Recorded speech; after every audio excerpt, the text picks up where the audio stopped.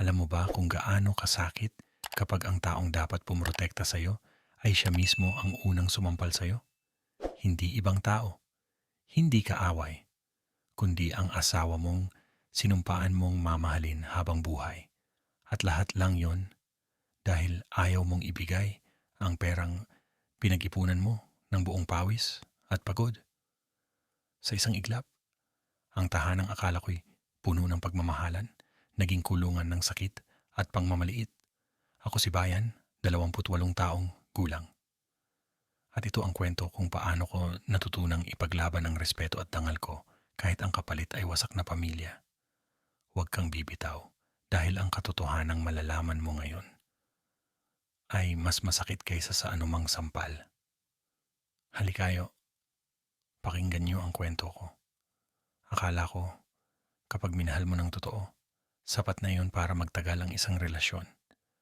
Na basta't may tiwala at malasakit, walang unos na hindi kayang lampasan. Lumaki ako sa Maynila, sa isang pamilyang maayos at disiplinado. Mga magulang kong parehong nagsilbi sa gobyerno at itinuro sa akin ang halaga ng pagtitipid, ng respeto at ng tahimik ngunit marangal na pamumuhay.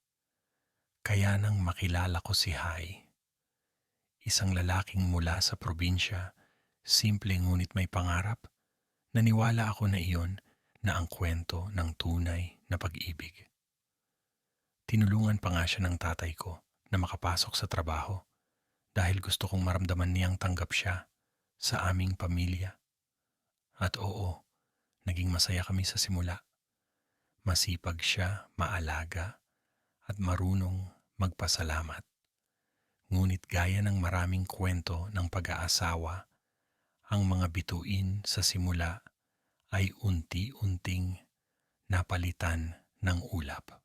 Isang araw dumating ang kanyang ina mula sa Visayas. Ang sabi niya, para alagaan kayo. Ngunit sa loob-loob ko, ramdam kong may ibang dahilan. Tahimik akong ngumiti at nagsabi, Opo, Nay, malugod po kayong welcome dito. Dahil sa puso ko, gusto kong maging mabuting manugang, isang babaeng kayang magmahal hindi lang sa asawa, kundi pati sa kanyang pamilya. Hindi ko alam na sa pagpasok niya sa bahay namin, kasabay din noon ang pagpasok ng mga lihim, mga akusasyon, at isang sakit na hindi kayang gamutin ng pag-ibig. At doon nagsimula ang lahat. Sa mga unang linggo, tahimik lang si Nanay Hai sa bahay. Maaga siyang nagigising, nagluluto, at minsan pa nga, hinahainan ako ng almusal bago pumasok sa trabaho. Napakaswerte ni Hai sa'yo, sabi niya minsan habang nagkakape kami. Ngumiti ako. Nay, pareho po kaming maswerte. Akala ko, totoo ang lahat ng iyon. Akala ko, may bago akong kaibigan sa bahay. Pero habang lumilipas ang mga araw, napapansin kong may mga tanong siyang parang walang simpleng sagot. Magkano na ang sweldo mo ngayon, Bayan? Magkano ang naiipon mo buwan-buwan? May naiitabi ka pa ba sa sarili mong account? Sa una, tinatawanan ko lang. Sinasagot ko ng magaan para hindi mapahiya.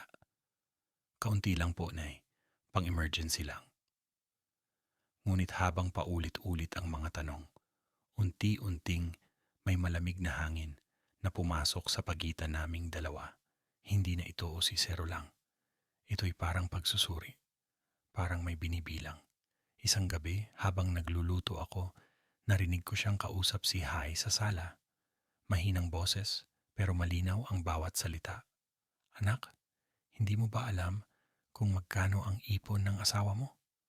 Baka naman may tinatago siya sa inyo. Napatigil ako sa pagigisa. Parang biglang bumigat ang hangin sa kusina. Ngon tutinte, kong kwagaygat. Hindi ko alam kung ano ang mas masakit. Ang marinig na pinagdududahan ako o ang marinig na tahimik lang si Hai. Walang kahit anong pagtatanggol. Mula sa sandaling iyon, nagsimula akong magbantay sa mga kilos, magsinop sa mga salita, at magtago ng kaunting lungkot sa bawat ngiti. Kasi minsan, hindi mo kailangang sigawan para maramdaman ang pagbabago. Minsan, sapat na ang katahimikan para malaman mong may bagyong parating. Gabi iyon ng Sabado. Katatapos lang naming maghapunan at gaya ng nakasanayan, nakaupo kaming tatlo sa sala habang nanonood ng TV. Tahimik lang ang lahat hanggang bigla niyang pinatay ang telebisyon. Tumikhim si nanay at tiningnan ako ng matalim, parang may bigat sa dibdib. Bayan, sabi niya, may gusto akong pag-usapan. Ngumiti ako pilit na kalmado. Opo, Nay, ano po iyon? Huminga siya ng malalim at pagkatapos ay dahan-dahang nagsalita. Bawat salita parang tinig na may dalang utos. Matagal ko nang iniisip, malaki na ang ipon mo, di ba? Natigilan ako.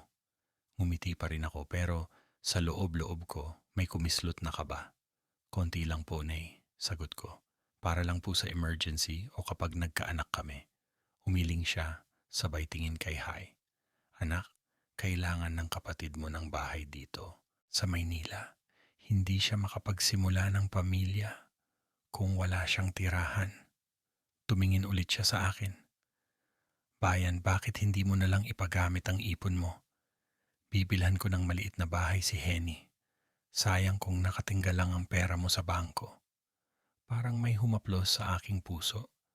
Pero hindi ginhawa ang naramdaman ko, kundi isang malamig na kilabot.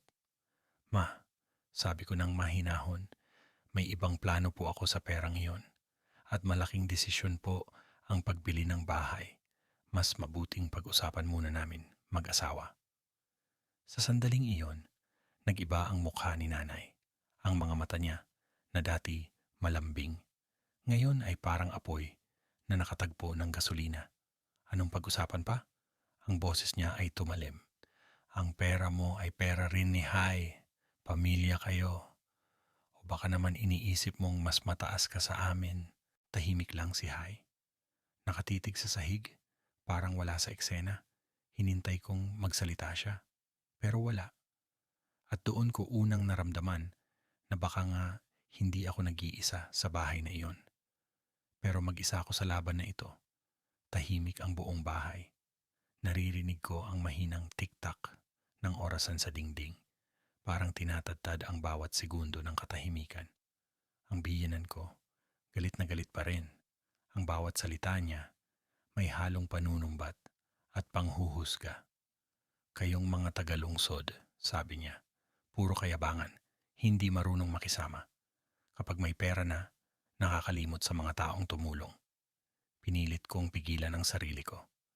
Ayaw kong sumagot ng may galit, pero ramdam kong unti-unti akong nauupos. Tumingin ako kay Hai, asawa ko. Ang lalaking minsan kong tinawag na tahanan. Tahimik lang siya. Nakatungo, hindi makatingin sa akin. Parang wala siyang naririnig, parang hindi niya ako nakikita. Hai, mahina akong sabi. Wala ka bang sasabihin? Dahan-dahan siyang tumingin sa akin. At sa unang pagkakataon, hindi ko nakita ang pagmamahal sa mga mata niya.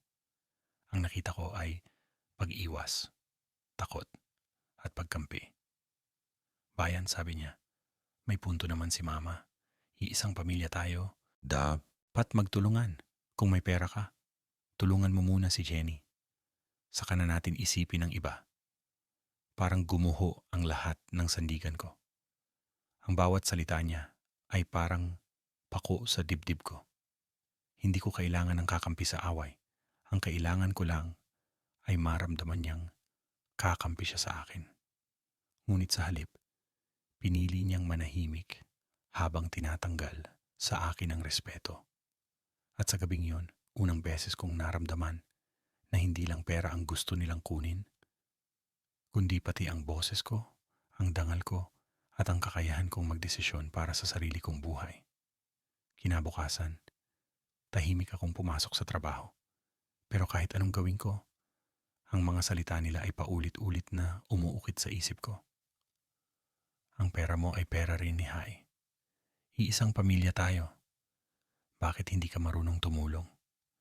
Parang mga tunog ng martilyong walang tigil na tumatama sa loob ng dibdib ko. Pag uwi ko, umasa akong malamig na lang ang gabi na baka natapos na ang galit ng aking biyenan. Ngunit pagpasok ko sa bahay, Nandoon pa rin sila sa sala. Mag-ina, tahimik, pero mabigat ang hangin. Ayan na siya, sabi ni nanay. Ang babaeng ayaw tumulong. Pinilit kong ngumiti, ngunit naputol iyon nang marinig ko si Hai. Ma, tama na. Ako na ang kakausap. Akala ko ipagtatanggol niya ako. Akala ko maririnig ko sa wakas ang mga salitang matagal ko nang hinihintay. Respeto sa asawa ko. Pero hindi iyon ang mga salitang lumabas sa bibig niya. Bayan, mahinahon niyang sabi. Bigay mo na lang ang pera. Ayokong lumaki pa ito. Maliit na bagay lang naman, di ba? Maliit na bagay. Yun ang salitang tumusok sa akin ng pinakamalalim. Para sa kanya maliit lang ang pinag-ipunan ko. Para sa kanya maliit lang ang dignidad ko. Huminga ako ng malalim. Pinilit kong huwag sumigaw. Hindi ko ibibigay, Hai. Hindi ko kailangang ipaliwanag kung bakit. Pagod akong laging may kailangang patunayan. Sa sandaling yun, tumigas ang panga niya at bago ko pa man namalayan, isang malamig na hangin ang dumampi sa pisngi ko, kasabay ng tunog ng isang sampal.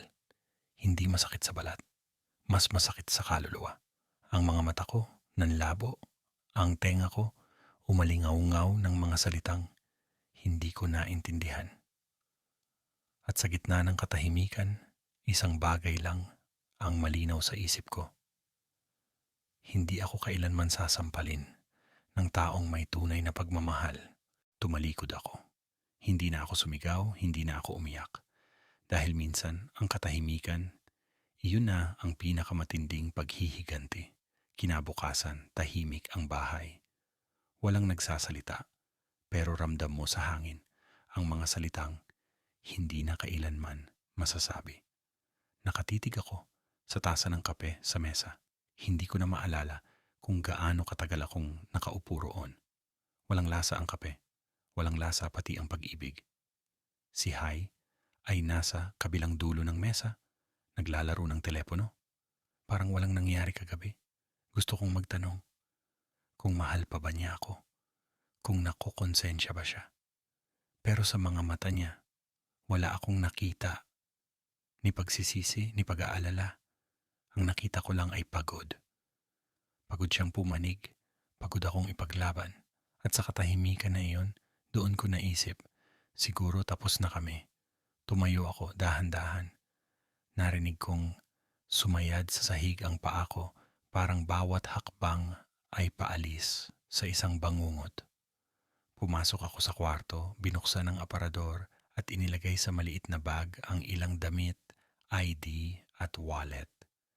Hindi ko kinuha ang lahat dahil wala nang kailangang kunin sa lugar na iyon.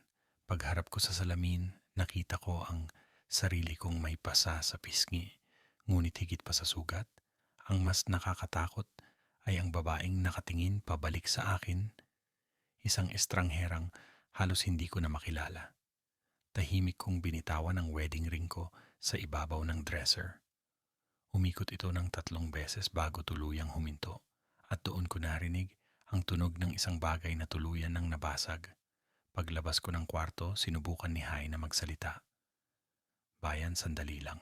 Pag-usapan muna natin. Ngumiti ako. Isang ngiting wala ng luha, wala ng galit. Puro pagod na katotohanan. Hindi ko na kailangang makipag-usap, Hai. Matagal ko nang ginawa. Iyon. Ngayon, gusto ko namang makinig sa sarili ko. Lumabas ako ng pinto ng walang lingon. Sa labas, mainit ang araw, pero para sa akin, iyon ang unang sikat ng araw na totoo. Ang hangin sa labas ay amoy kalayaan. At sa bawat hakbang ko palayo, ramdam kong unti-unting nabubura ang bigat na matagal kong pasan. Hindi ko alam kung saan ako pupunta, pero alam kong tama ang direksyon. Kasi minsan, ang pag-alis ay hindi pagtakas. Ito ay pagbabalik sa sarili mong kapayapaan. Mabigat ang mga hakbang ko habang naglalakad sa kalsada. Walang sapin ang mga paa ko at bawat tapak sa sementong mainit ay parang paalala ng lahat ng sakit na tiniis ko. Ang mga mata ko ay basa, hindi ko alam kung pawis ba iyon, luha o pareho. Sa gitna ng pagkalito, isang ideya lang ang malinaw sa isip ko. Kailangan kong makauwi, hindi sa bahay na iniwan ko kanina, kundi sa tahanang matagal nang naghihintay sa akin. Ang bahay ni na mama at papa. Sumakay ako ng taxi. Tahimik lang ang driver, pero ramdam kong alam niya. Walang kailangang tanong dahil minsan ang mukha ng isang babaeng sugatan ay sagot na sa lahat. Habang tumatakbo ang sasakyan sa kalsada, pinanood ko ang mga ilaw ng lungsod. Ang dating pamilyar na tanawin ng Maynila. Ngayon, parang ibang mundo. Wala na ang saya. Wala na rin ang babalikan. Pagdating sa tapat ng bahay namin, halos manginig ang mga kamay ko sa kaba. Paano ko ipapaliwanag ang lahat? Paano ko haharapin ang mga matang minsang nagbabala sa akin? Anak, siguraduhin mong tama ang pinipili mong pag-ibig. Huminga ako ng malalim at pinindot ang doorbell. Ilang segundo lang, bumukas ang gate. Si Mama. Nakangiti sana siya pero nang makita niya ang itsura ko, ang sugat, ang luha, ang pasa sa pisngi, nabitawan niya ang hawak niyang mangkok. Bayan. Isang salita lang pero puno ng pighati at yakap. Lumapit siya mabilis at niyakap ako ng mahigpit, parang gusto niyang burahin lahat ng sakit gamit ang init ng mga bisig niya. Sumunod si Papa, tahimik lang, ngunit ang mga mata niya puno ng galit at awa. Halika, anak, sabi niya. Wala ka nang babalikan doon. Dito ka muna. Dito ka ligtas. At doon, nabasag ang tibay na pinilit kong itago. Humagulgol ako sa dibdib ni Mama, walang pakialam kung gaano ako kahina dahil sa unang pagkakataon sa mahabang panahon. May tumanggap sa akin ng walang kondisyon. Hindi ko na kailangang ipaliwanag. Hindi ko na kailangang magpaliwanag. Ang bahay na ito, ang mga yakap na ito pala ang tunay na tahanan. Kinabukasan, nagising ako sa amoy ng kape. Ang unang kape na hindi ko kailangang ipaliwanag kung bakit malamig. Ang unang umaga na walang takot, walang tinig ng panghuhusga, walang bigat ng mga salitang nakakasugat. Tahimik akong bumaba. Si Mama abala sa kusina. Si Papa nagbabasa ng dyaryo pero halatang hindi talaga nagbabasa. Tinitingnan lang ako. Parang sinisigurado niyang totoo nga na nakauwi ako. Anak, kumain ka muna, sabi ni Mama. Napangiti ako. Isang simpleng alok ng almusal. Pero para sa akin, iyon ay parang yakap na nagpapahinga ang kaluluwa. Habang kumakain kami, hindi sila nagtatanong tungkol kay Hay o sa nangyari. Walang bakit, walang ano ang ginawa mo. Tanging katahimikan. Ang klase ng katahimikan na nagbibigay ng pahinga, hindi ng takot. Pagkatapos kumain, pumunta ako sa kwarto kong matagal ko nang iniwan. Nandoon pa rin ang mga lumang litrato sa dingding, ang lumang kurti ng kulay asul at ang mga librong minsan kong pinangarap na isulat. Umupo ako sa gilid ng kama at doon ko lang naramdaman ang lahat. Ang bigat ng lahat ng alaala, ang mga pangako, ang mga gabi ng pagod, ang mga luha na hindi ko kailanman pinayagang bumagsak noon. Ngayon, isa-isa silang bumalik at hinayaan kong umagos ang luha, hindi dahil sa kahinaan, kundi dahil sa wakas, may ligtas na lugar na pwedeng pagtuluyan ng luha ko. Habang umiiyak ako, pumasok si Mama. Tahimik lang siyang umupo sa tabi ko at hinawakan ang kamay ko. Anak, sabi niya, minsan kailangan muna nating masaktan para matutunang piliin ang sarili natin. Tumango ako, tama siya.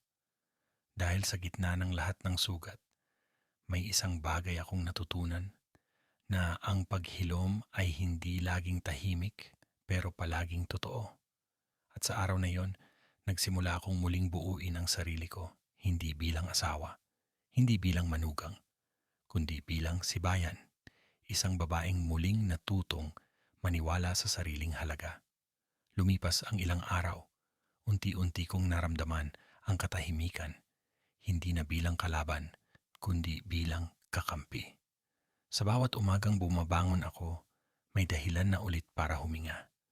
Hindi dahil may dapat patunayan, kundi dahil may sarili na akong direksyon.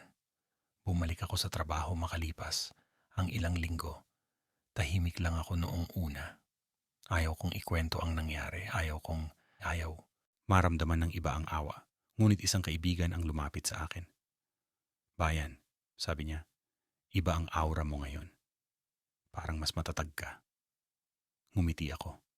Siguro kasi, sa wakas, natutunan kong mahalin ang sarili ko nang hindi kailangang humingi ng pahintulot sa iba.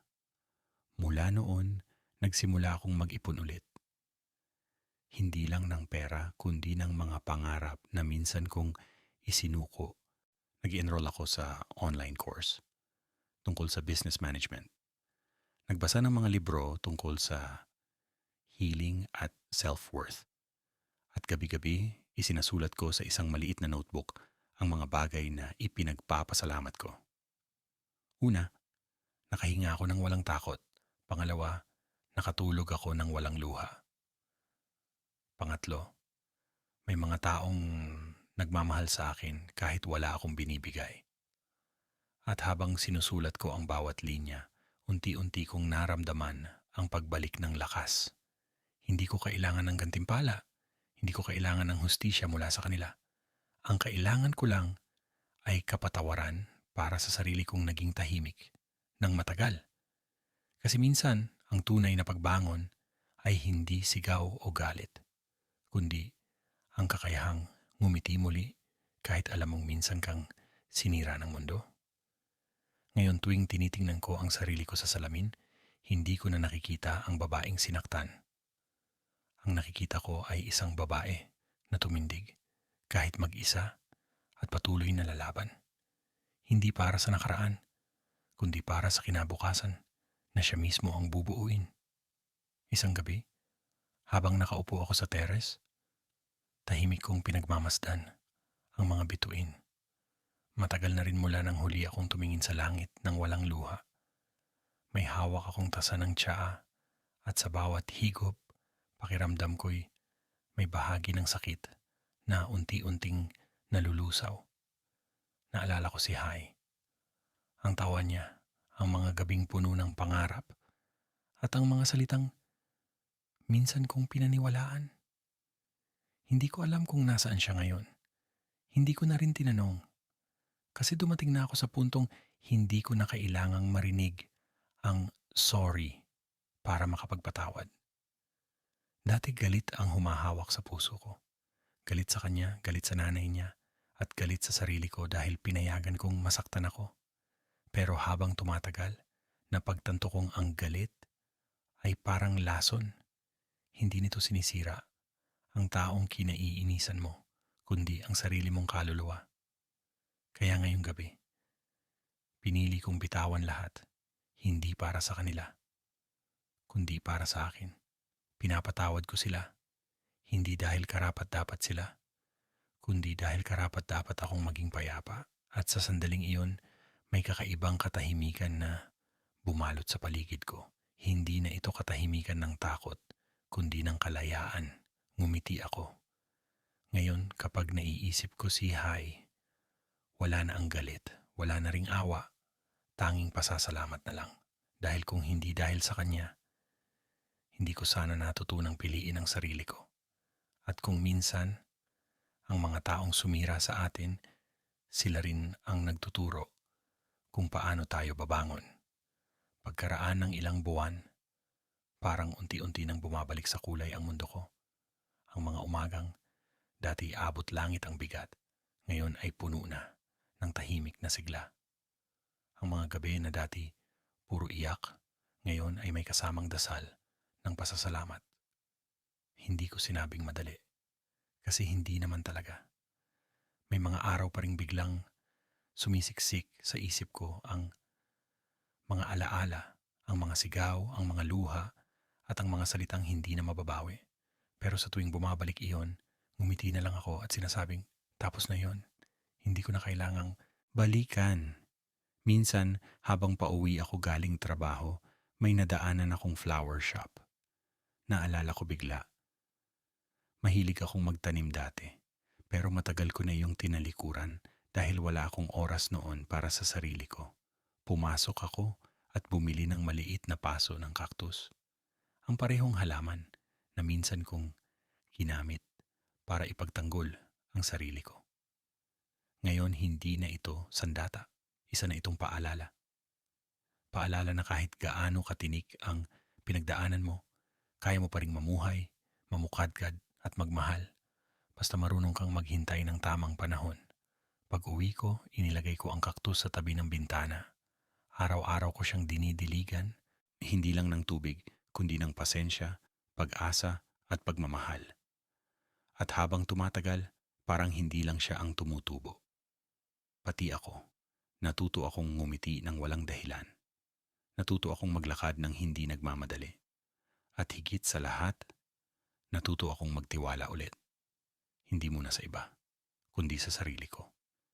Minsan hindi mo kailangang maghintay ng milagro. Minsan, ikaw mismo ang milagro. Lumipas ang mga buwan at sa bawat araw na lumilipas, unti-unti kong naramdaman na bumabalik ako sa sarili kong ritmo. Hindi na ako nagmamadali. Hindi na ako nagtatago. At higit sa lahat, hindi na ako natatakot. Isang umaga habang naglalakad ako papunta sa opisina, napansin ko ang sarili kong ngumiti sa isang estranghero. Isang simpleng ngiti lang, pero totoo. Walang takot, walang bigat, walang sugat. Sa araw na iyon, napagtanto ko, hindi pala kailangan ng bagong tao para maramdaman mong buo ka ulit. Ang kailangan mo lang ay bagong pananaw. Nagsimula akong gumawa ng mga bagay na dati kong gustong gawin. Nag-volunteer ako sa isang community center para sa mga babaeng nakaranas ng pang-aabuso. Tinulungan ko silang magsalita dahil alam ko kung gaano kabigat ang katahimikan. Tuwing nagkukuwento sila, nakikita ko ang dating ako. Takot, wasak pero umaasa. At sa bawat luha nilang bumabagsak, parang may bahagi ng sarili kong sugat na gumagaling din. Isang araw, tinanong ako ng isa sa kanila, "Miss Bayan, paano mo nagawang maging matatag?" Ngumiti ako at sumagot, "Hindi ko alam kung matatag nga ako. Ang alam ko lang, araw-araw pinipili kong bumangon kahit mahirap. At marahil, iyon ang tunay na kahulugan ng lakas. Hindi ang hindi umiiyak, kundi ang marunong tumayo muli kahit basang-basa ng luha." Ngayon, tuwing nakikita ko ang sarili ko sa salamin, hindi ko na nakikita ang babae na iniwan, kundi ang babae na pinili ang sarili. At sa mga mata ko, nakikita ko na rin isang bagong simula, isang bagong ako. Isang hapon, matapos ang mahabang araw sa trabaho, pumunta ako sa isang maliit na kafe sa kanto, ang lugar kung saan madalas kong pinagpapahingahan ang isip ko. Habang umiinom ako ng kape, biglang may pumasok na pamilyar na anino sa pintuan. Ang mundo ko, na matagal ko nang pinilit gawing tahimik, biglang muling umingay. Isang mahinang tunog ng alaala na hindi ko inaasahang maririnig ulit. Si Hai. Tumanda siya ng kaunti, maputla, payat, at parang may bigat sa mga mata niya na hindi ko nakita noon. Sa loob ng ilang segundo, parang huminto ang oras. Hindi ko alam kung tatayo ba ako o lalabas. Pero sa halip, pinili kong manatili. Lumapit siya, dahan-dahan. "Bayan," sabi niya, "matagal na kitang gustong makita. Gusto ko lang humingi ng tawad." Tahimik lang ako. Tinitingnan ko siya hindi bilang asawa, kundi bilang isang bahagi ng nakaraan na minsan kong minahal at tuluyan ko ng pinatawad.